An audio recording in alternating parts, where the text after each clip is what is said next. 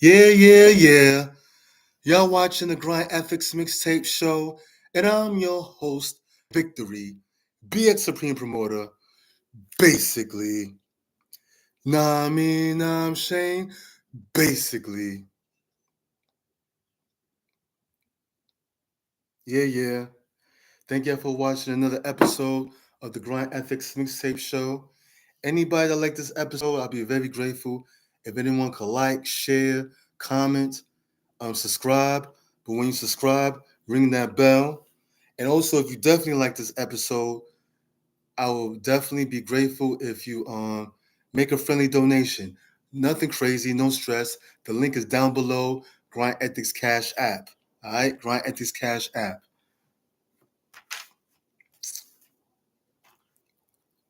Anyway, thank you for watching another episode, a new episode. Yo, I saw last night.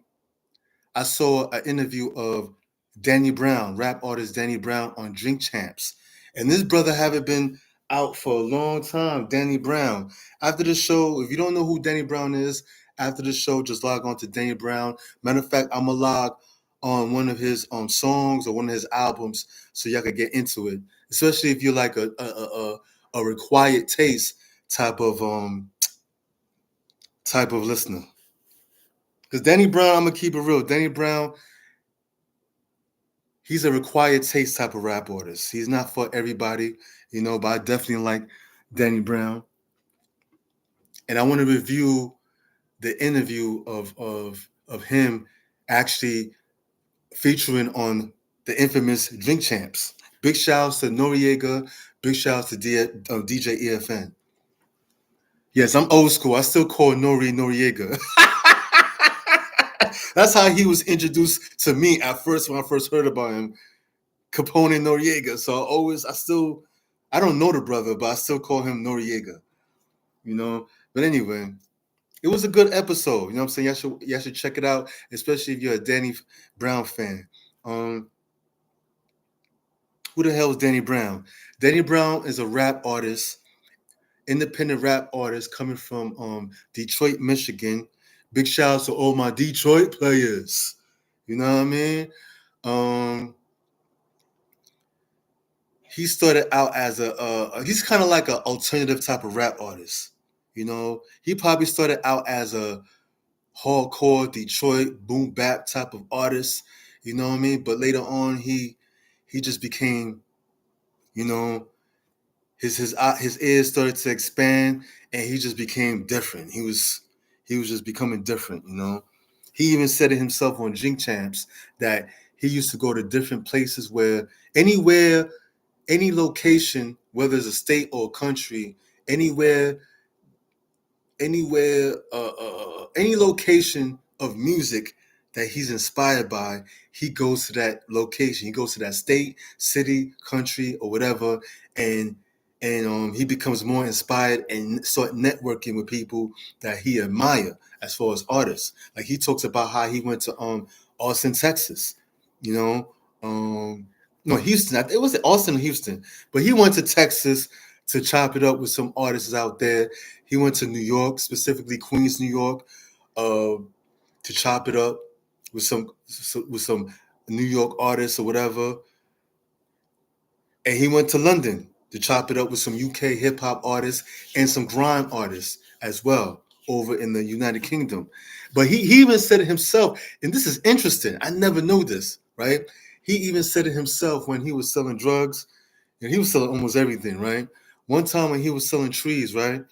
Tony Yayo from G Unit actually pulled up somewhere in Detroit, and somebody introduced him to Danny Brown because Danny Brown had that good stuff, that good weed or whatever, and he said, "Yo, my man Danny, he raps, blah blah." So Yayo was like, "Okay, let me hear something," because I guess by now, Tony, a lot of people probably, coming at Tony Yayo talking about, oh, I rap, or my man raps, or my cousin rap, or my dog rap. Yo, my dog, he raps, yo. He's a pit bull. He raps, yo. He got the horse shit, yo. He got a story to tell on some barking shit. But anyway, he heard he heard he basically heard him rap. He heard a recording of Danny Brown and Tony Yayo. He was blown away. And Tony Yayo was like, "Yo, I want you to come back to New York with me ASAP." So basically, Danny Brown came back. He went to New York. He went to New York. Um, I guess he started networking there. I don't know if he has. Matter of fact, he does have an album with Yayo. He does have like a mixtape slash album or whatever mixtape album with Tony Yayo. But no, he didn't get signed to G Unit. You know, to tell you the truth, I don't think 50 Cent would have liked him. I don't think 50 Cent would have liked him. But I'm surprised Tony Yayo liked him because Tony Yayo, he's a straight, because to me Tony Yayo ain't that different, and to be somewhat like a typical rap artist from Queens, I mean, I was surprised that he even liked the brother Danny Brown, and so he started his journey. That's where he started his journey. That's what he was talking about in the Drink Champs.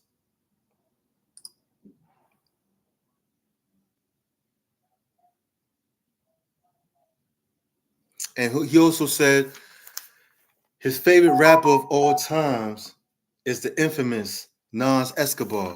Favorite rapper of all times, but he's also a big ODB fan. Now, if you hear Danny Brown, and for those who know Danny Brown or know about him, to me, I'm not saying he sound like ODB, but I could see he has that ODB vibe as far as that I don't give a fuck vibe. Like I'm just gonna be, you know, I'm gonna do my drugs and just act a fool on record. Because that's what ODB is. That's what ODB. That was his persona is. Fuck it, I'm a drunken master.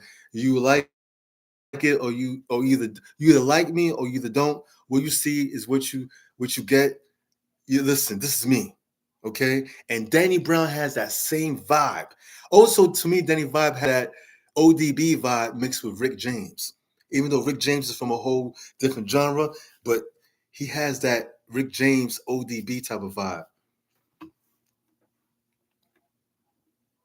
And he was even talking himself that, uh, and he also was talking on Jing Champs about his experience in being sober. He was sober for 1 year because for those who know about Danny Brown did almost every drug in the book. He he did a lot of drugs. The only drug he probably didn't do was heroin and crack. But he done a lot of drugs and it was affecting his life. So he felt that since he's getting older, he felt that he needs to slow down. And he don't even smoke weed. I'm surprised the brother don't even smoke weed. And the first time I heard about Danny Brown back in 2011, he had the first song I ever heard from him was Blunt After Blunt. he was the chorus was very repetitive. Blunt after blunt after blunt after blunt. You know what I'm saying? And his silly ad-libs. Oh man. I was like, yo, this nigga is silly. But I like him though. Because in 2011, I'm not gonna front that though. Back in the day, I would say maybe in the early 2000s, the 90s, I wouldn't like a nigga like Danny Brown. Because my ears wasn't that expanded yet. You know what I'm saying? Back in 2011, that's when my ears started to expand, and that's when I started to get into different type of shit, different type of genres, and alternative type of rappers, alternative singers. You know, my ears started to expand, and I started to, I was like, yo, Danny Brown is hot. So I started to get into Danny Brown. Pause. I deserve the pause. And listen to his albums like Triple X, stuff like that. Let me give you a list of his albums, a little list. I'm not gonna say all his albums. He had an album with 28, like I said, called Hawaiian Snow. I know what that's about. Hot Soup. Um, Coranta, Coranta Sounds. I don't know.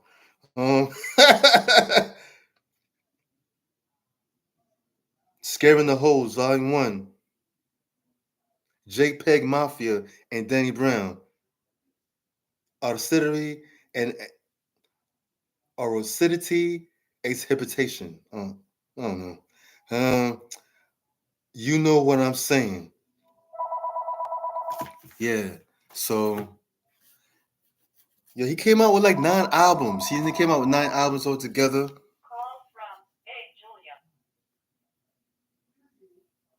And he has an album called Detroit State of Mind. Actually, that was a mixtape album, whatever you want to call it. I'm just naming all his projects together.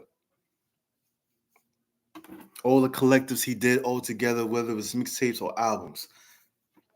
But Danny Brown was one of those rappers that killed it back in the 2010s, which was not too long ago. That's why I cannot consider Danny Brown a new school rapper or old school rapper. He's in the middle. He's a middle school rapper.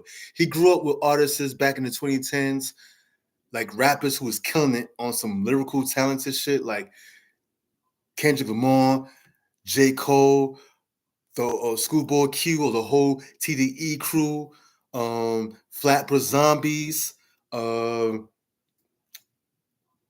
Action Bronson, Freddie Gibbs. Who else? Who else was hot in the 2010s? There's a lot of hot rappers killing it in the 2010s. This is when trap music was getting out of hand. It was getting stupid. But you still had MCs out there that was killing it and was building a big fan base. Slaughterhouse was killing it in the 2010s. Who else you had killing in the 2010s? Anyway, going back to Danny. And also Danny has his own podcast now. He got his own podcast called The Danny Show. The Danny Show. Check it out after this episode of Grind Ethiks. Check out The Danny Show. He has a bunch of interviews and things like that. I haven't really checked it out yet. Because I've been looking at so much podcasts, and almost every rapper has a fucking podcast. Just like how every rapper is acting. You know, I don't knock the hustle. It's all good. You know, even MC8, your man MC8. You remember MC8, the dude. You know, the dude who had beef with DJ Quick at one point, and he came out with that hit single from Men's Society, the soundtrack single. Even he got a podcast. I saw it a couple of times. Big shout out to MC8. But yeah, Danny Brown is one of a kind, man. Also, he's dipping dabbing in comedy now, stand up comedy. You know, because Danny Brown is a funny nigga. To me, he's a funny nigga, and you can hear that in his music. So I could see that transcending, that his funny music or his funny type of style transferring to actual stand-up comedy or even sketch comedy.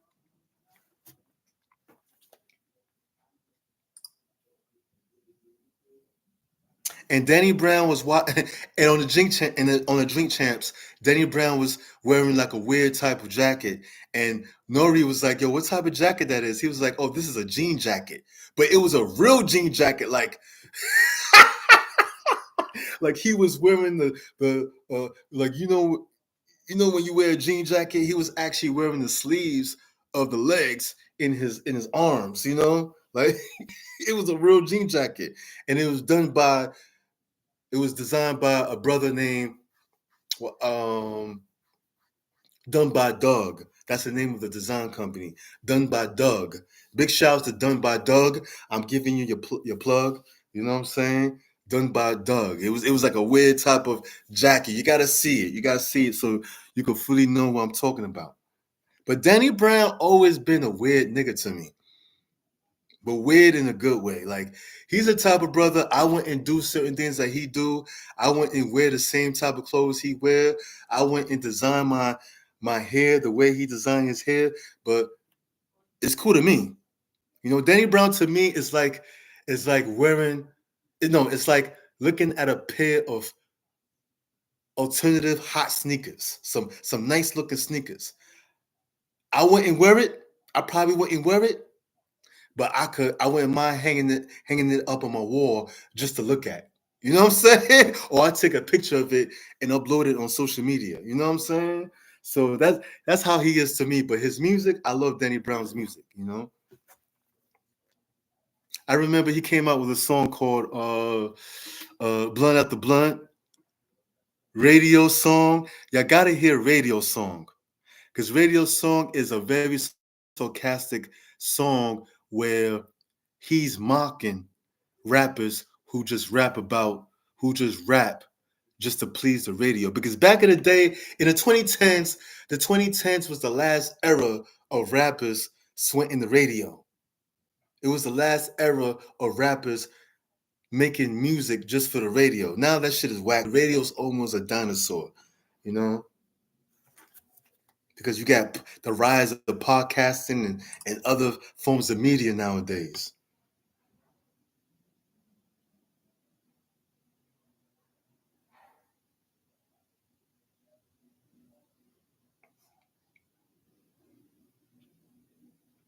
And Danny Brown got some new music out and really announced, but he's always in the studio because he's a rapper, you know. And I gotta give a big shout out to Danny Brown and congratulations on your new life.